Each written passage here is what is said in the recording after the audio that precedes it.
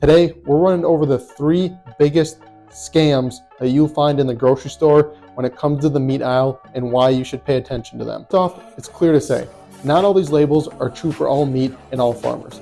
However, when it comes to big meat, big corporations, a lot of the times they'll use these to their advantage along with pictures and other graphics and make things sound better than they really are. Which brings us to the whole point of why you should know your farmer and know what the actual practices are of where your meat is coming from, so you can ensure for yourself and for your family that you're eating the quality, healthy, and cleanest meat that you can trust. Number 1, grass-fed meat. Grass-fed meat has only become popular here in the US over the past couple of years. Before that, grass-fed meat was never even a thing that people thought about, and honestly, for good reason. When it comes to grass-fed meat, most people think it's a cow roaming out in the pasture, having a great time, living this perfect life like how it's meant to be. Unfortunately, that's just not true, so let's break down some of the things. Just because a cow is grass-fed does not mean it has to be out in a pasture. Grass-fed refers to what the cow eats, which is grass. And unfortunately, here in America, we don't have that great of a growing season for a lot of our crops besides summertime. Meaning, a lot of these cattle are actually locked up in barns and then just given some sort of alfalfa or grass. It does not mean that they are out on pastures roaming around. Number 2, the grass could be from a GMO plant or a GMO seed.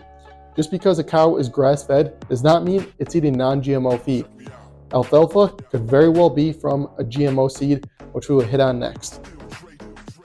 No quality of animal life guaranteed. Bringing this back to the first point, just because it's grass-fed doesn't mean it's out in the pasture living a natural life.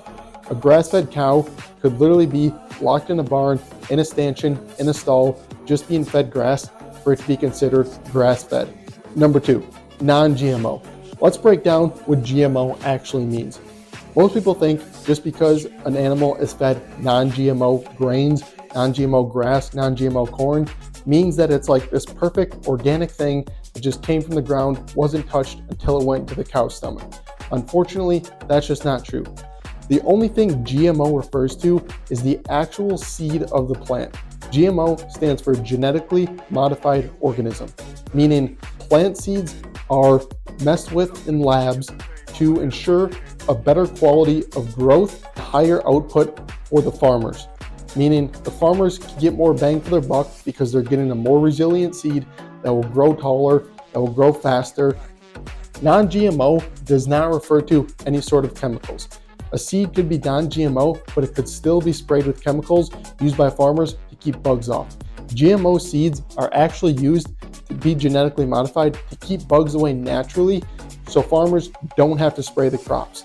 So don't buy something based off non-GMO thinking that the feed wasn't sprayed with chemicals or that it was this perfect little thing, because unfortunately, that's just not true when it comes to GMO. Number 3, free range. Oftentimes with eggs, chickens, and other poultry, you'll hear the term free range. It sounds great, right? The chicken's outside, living an amazing life. It's eating bugs, it's eating natural grasses, it's not overcrowded, and it's living a great life. Unfortunately, again, that's just not true. The actual definition for a free-range chicken, according to the USDA, means the chicken has access to the outdoor areas, meaning it could literally be outside for 30 minutes a day and then be put right back in a barn and be considered free-range. These requirements are very loose and unfortunately not monitored very well.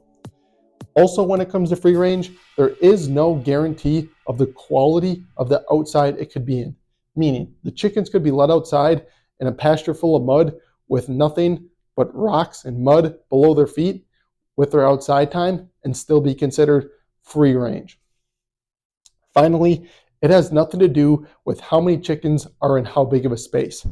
Meaning, all the chickens could be moved outside, crowded in a small space, again, for a very small amount of time, with ground that is not fertile at all, and then be moved right back into a barn that is also overcrowded, and once again, still be considered free range. Although for many farmers, they don't raise their animals like this, again, when it comes to big corporations, big meat, and most often the time the meat you find in the grocery store, a lot of these things are unfortunately true. Because the loose labeling system set by the USDA doesn't follow strict standards and strict practices when it comes to raising animals, you never really know what you're going to get. That is why it is so important to know your farmer, know where your meat comes from, and ask real questions about how the animals are raised. Then you can know that you're making sure you're feeding your family clean, quality, healthy meat that is up to your standards and that you feel comfortable eating.